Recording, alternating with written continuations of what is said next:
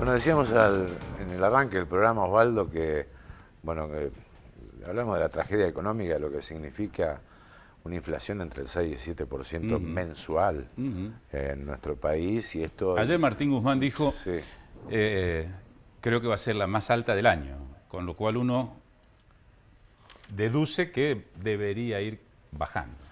Bueno, pero esto impacta y no impacta en el poder adquisitivo de la gente, porque por más que te diga que los salarios ganan la inflación, uno va al supermercado, va al mercado, va al kiosco, y evidentemente no alcanza, Así es. no alcanza. ¿Hay inflación por expectativas, Carlos? Sí, yo creo que sí, pero en los productos frutihortícolas es muy difícil. De hecho, ya hay lechuga que era un producto que estuvo caro al principio de año, ya está normalizándose. Esa es la estacionalidad. Es la estacionalidad.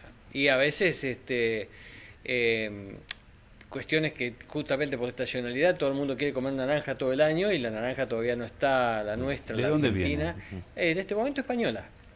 Queda todavía un poquito española, que para ellos es un excedente de producción y para nosotros es una naranja que vale 3 veces, 4 veces lo que vale la Argentina cuando está en temporada. Sí, pero para mí hay inflación por expectativa. Hay gente que digamos, ve su stock, ve que tiene que vender y decide o vende y se preocupa por ponerle un precio que pueda reponer o la guarda. José, ¿qué herramientas puede tener un trabajador de poder? Después se lo vamos a preguntar también a nuestro amigo Salas, también que está con nosotros, pero ¿qué herramientas quedan a esta altura de los hechos? Buenas noches, Sí, primero. sí. No tengo duda que la política. Es sencillo, digamos. La única herramienta que tenemos los débiles es la política. Es construir alternativas potentes a favor de intereses de mayorías. Los trabajadores somos parte de un pueblo que está sufriendo y que le imponen un modelo político, económico, de vinculaciones internacionales, de un modelo de consumo que lo desfavorece, que da, con cada crisis, con cada situación, han perdido porción de intervención en la torta y esa torta ha generado concentración de la riqueza. Entonces uno dice, bueno, pues, ¿y qué herramientas tiene? La política, porque las herramientas que tenemos a favor nuestro son solamente herramientas estructurales que puedan generar mejor distribución, para decirlo concretamente. Un problema como el que plantea Carlos, o sea, ¿con qué se resuelve? Con soberanía alimentaria.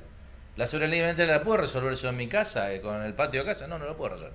La soberanía alimentaria la puede resolver un Estado, que dice, primero, la mesa de los argentinos, la mesa de las trabajadoras y los trabajadores, y después los activos financieros que pueden llegar a generar algún beneficio a la balanza comercial. Pero cuando toda la comida se convierte en un activo financiero, adivinen qué pasa en la mesa de los trabajadores. Era obvio que lo que iba a pasar es que iba a estar bastante vacía. Por lo tanto, ¿qué herramientas tenemos? Las de siempre, la política. Ahora, parece ser ya una cuestión endémica que en la Argentina la inflación viene de décadas. Sí. Y bueno, y la concentración de la producción, sobre todo alimenticia, es un fenómeno que se da en la Argentina. En otros países del mundo se cobran otros precios que no los que se cobran aquí en nuestro país, y sin embargo está la mano del Estado que no llega. Allí me parece, no sé si ustedes coincidirán, Rubén, Ricardo, la política falló, no sumó más actores, porque si estamos hablando de cerca de 40, 50 años, que estamos hablando de la concentración de la producción de productos alimenticios. ¿Qué hizo la política para sumarle actores? Para, como, en términos económicos, que haya más oferta cuando aumenta la demanda. No quiero monopolizar, digamos, pero creo que hubo intentos más que interesantes, algunos frustrados. La Argentina ha tenido marchas y contramarchas, cuestiones que hemos apoyado y en las que hemos perdido, y este es el resultado. El resultado es una tensión permanente, una puja de intereses que no nos debe asustar, pero que está absolutamente vigente en nuestro país y donde algunas veces perdemos, algunas veces ganamos. Recién hablábamos, bueno, mira, en algunas cosas no hemos perdido. Uno dice, hay muchos precios que se han desmadrado, pero por algo los uruguayos en masa están viniendo a comprar en Argentina, los paraguayos igual y los chilenos igual. ¿Qué sucede ahí? Quiere decir que hay precios que la política ha logrado controlar en la Argentina. Porque si se llevara por los precios internacionales, como algunos bien intentan predicar, decir, dejen que los comerciantes cobran lo que quieran, que el que quiere exportar, exporta lo que quiere, bueno, no estarían cruzando los puentes, ni los paraguayos, ni los brasileños, ni los uruguayos, como lo están cruzando. Entonces, algunas batallas hemos ganado de protección de la mesa de los argentinos. Otras hemos perdido, lamentablemente. Rubén, Y creo sí, que en el la barrio, principal, ¿cómo es la concentración. Creo Hay que una cuestión que hay que tener clara. Cuando uno habla del porcentaje de inflación o de aumento de precios, hay que tener claro que hay un sector de la sociedad que se ve mucho más castigado porque es parte de ese índice. Si hay 50 que se comen 50 pollos, parecería que cada uno come un pollo. Hay algunos que no comen ninguno, para que figure ese índice. Por lo tanto, en los barrios populares, Sí. en los sectores más pobres, la inflación es mucho más alta y todo lo que se gana se gasta en comida, con ese agravante, que no alcanza nunca. Por lo tanto, me parece que la situación es igual que la del 2001, pero con la diferencia que hay un montón de comedores populares, que es una vergüenza ver cómo el vecino va con el tupper a buscar comida a los comedores populares. Hay todavía alguna ayuda, alguna asistencia social, como la asignación universal y otras asistencias más del Estado, pero no alcanza para cubrir todo. Esto está claro, ¿no? Y si no hay un estallido todavía... Se compra todavía en el barrio esto de deme tanta plata de carne, deme tanta plata de papas. Sí, 100 pesos de pan, 200 pesos de carne picada, ni siquiera carne. Carne picada o alitas, Claro. y lo demás a buscar el comedor popular. Ricardo, la una verdad pregunta es esa. Sí. elemental voy a hacer, ¿no? Sí. A ver, o que parece elemental. Por ejemplo, Ricardo, ustedes que reciben mercadería todos los días, por ejemplo, ¿no? ¿Por qué aumentan los precios? ¿En el mercado? ¿Eh? ¿A quién? A ver, perdón. En nuestro ¿Por rubro, qué crees que aumentan por los distintos precios? motivos. O sea, hoy O sea, tenemos, ¿por como qué decía, en un referencia a ello, paquete al vos tener muy concentrado lo que es la producción y la distribución de mercadería, son esto que dicen la mano invisible que regula el mercado, es un grupo de empresas transnacionales que se llevan toda la comida, toda la producción primaria al extranjero. No hay forma de ponerle, o por lo menos no se está viendo, forma de ponerle un límite a eso.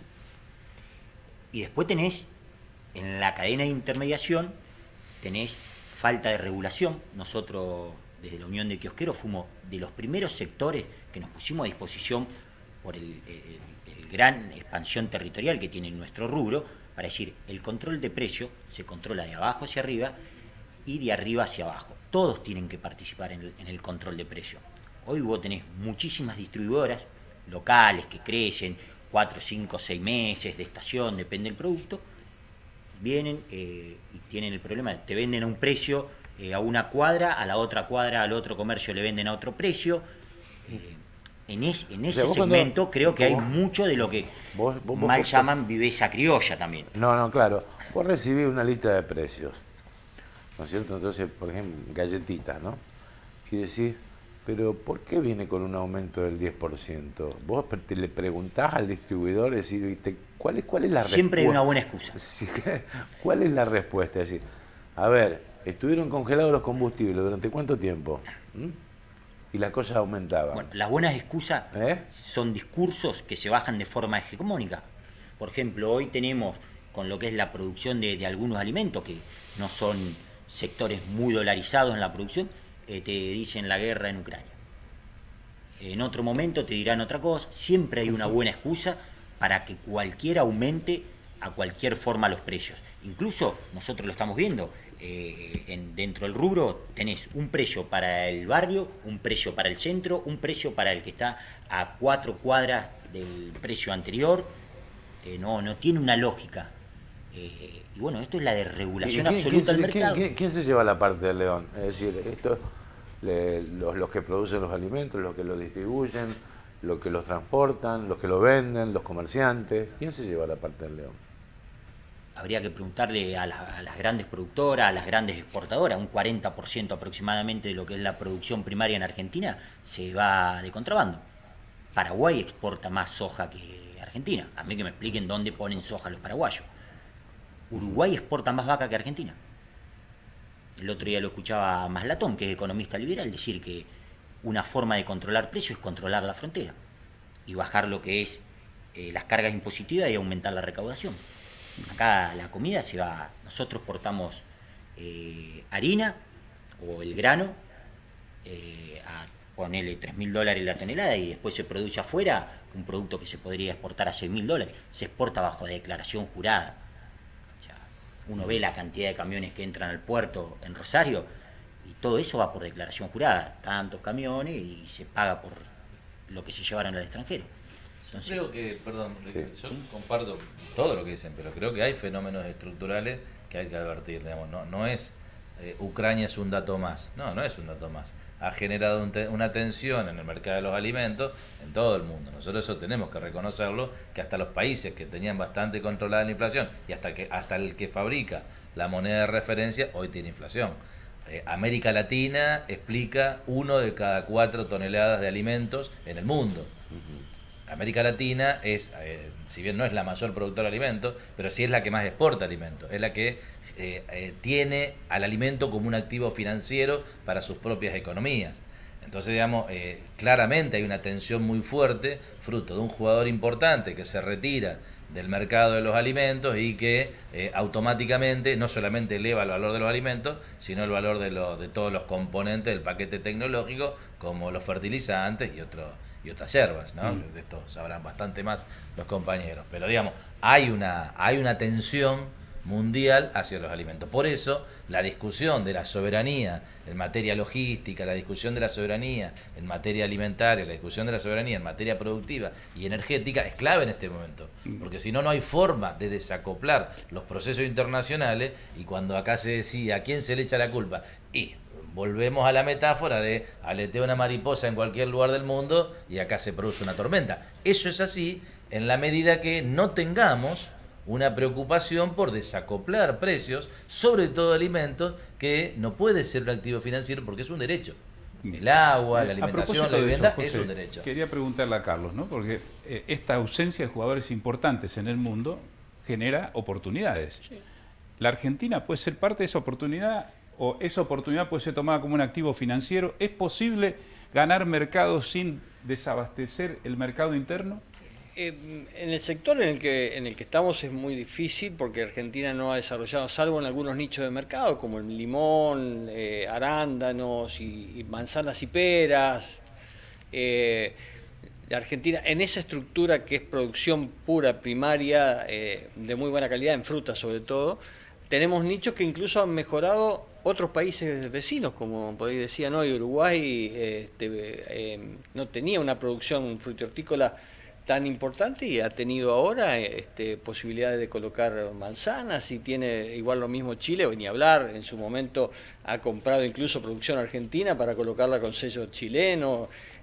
Hoy hay una permeabilidad de las fronteras que permite todo esto. Yo no sé si hoy tenemos la oportunidad de salir desde la primarización de la economía con buenos precios hacia afuera. Deberíamos pensar en una matriz que le incorpore renta, Valor agregado. Sí, valor agregado. Por ejemplo, esto del fenómeno de la soja y el aceite y la harina, ¿no? Que por ejemplo escuchaba a un ingeniero conocido que hablaba muy claramente de la posibilidad de utilizar hasta gasoil, no es gasoil, es combustible. biocombustible, biodiesel, Aumentar el porcentaje. en forma directa, aumentando el porcentaje. Pero ¿cómo le sacás ahora al que tiene un negocio vinculado a la exportación de biodiesel? Es decir, vení, dámela en pesos y deja de colocar tu porcentaje de exportación. Con una industria que ocupa mano de obra, que Sí, pero en teoría... hoy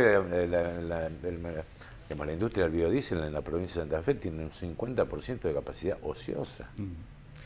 podría ser mucho mejor Ociosa. explotada. Entonces, claramente, digo, la o sea, el preocupación lobby es de las que... petroleras llegó a reducir los cupos de biocombustibles, los cupos de cereales. Chicos, del 10 al 5. Hoy Los chicos pregunté del 10 al una 5, incluso con el voto de algunos diputados santafesinos. Una acotación, hoy pregunté cuánto consume a los muchachos en la mesa del directorio, cuánto consume un camión de gasoil común, no estoy hablando de euro. Lo están pagando 148 y hasta 180 pesos el gasoil común para un camión que hace entre 2,5 kilómetros y 3 kilómetros por litro. O sea, vos tenés que mandar un camión al valle más de 1.200, 1.300 kilómetros, imagínate con cuánto tenés que mandarlo para que haga la vuelta, digamos, No. si no se queda en el medio, tiene que parar varias veces y pagando un precio realmente importante porque está por encima de lo que vale el mejor gasoil en los surtidores de la ciudad. Rubén, uno advierte que en el barrio, en ese barrio profundo, lo que se teje es mucha solidaridad, ¿no? Entre los vecinos, entre las familias. ¿Alcanza esto como para la subsistencia? Mira, alcanzó en un momento y estaba bien cuando empieza la pandemia. Cuando empieza la pandemia, los mismos vecinos empezaron a dar de comer en su cuadra, en su manzana, las iglesias, las organizaciones sociales, todo el mundo empezó a tratar de dar de comer porque la gente no podía salir, no podía hacer la changa, no podía trabajar. Hoy ya saliendo de esto con un gran porcentaje de los compañeros, de los vecinos que han recuperado en alguna forma su trabajo, parecería mentira, pero no alcanza. No alcanza ¿por qué? Porque al salir a trabajar ya tenés otras necesidades. Ya no es más que tenés que comer y estar aislado o no salir del barrio. ¿Cuáles son esas necesidades? ¿El trasladarse, el Claro, vestirse? el trasladarse, si tenés una changa, tenés que tener, si cortar los yuyos, tenés que tener nafta, tenés que salir a ofertar tu trabajo. Y todo eso hace que no alcance para nada. No es que no es que solamente no hay trabajo en la clase media, yo creo que básicamente que se ha depreciado el salario. ¿Qué hace la clase media y media alta? Cuando está bien, llama al pintor, llama al electricista, el que le arregla las plantas, corta los yuyos. Cuando no tiene un mango porque no le alcanza, empieza a pintar él, a dejar la casa como está y a cortar los yuyos. Digo ese ejemplo, y hay un montón de ejemplos más, está el cuidado de personas, un montón de cosas que se dejan de hacer y por eso a los vecinos nuestros les llega última la recomposición de la economía. Por lo tanto, se está en una situación tremendamente difícil y es una cuestión, yo coincido con José que es una cuestión política. Acá se dio el primer paso atrás con lo de Vicentín. Fue una vergüenza lo de Vicentín. Estábamos en condiciones de generar una empresa que fabrica alimentos para ver cómo podía ser los precios. No se animaron. Yo creo que la principal falla es esa. Mientras no haya fuerza desde el campo popular para imponer, en el buen sentido, con la presión, con los lobbies que tienen que tiene el poder desde los empresarios hasta la justicia, todo el mundo tiene lobby. El campo popular no tiene esa capacidad de lobby, o de poner diputados, o de movilización, o como lo quieran llamar, para imponer, o por lo menos convencer al resto, que mientras no se viva bien, mientras no se viva mejor, va a ser imposible que se viva tranquilo. Yo creo que esa es la principal cuestión. Gracias por la visita, ¿eh? Gracias a todos.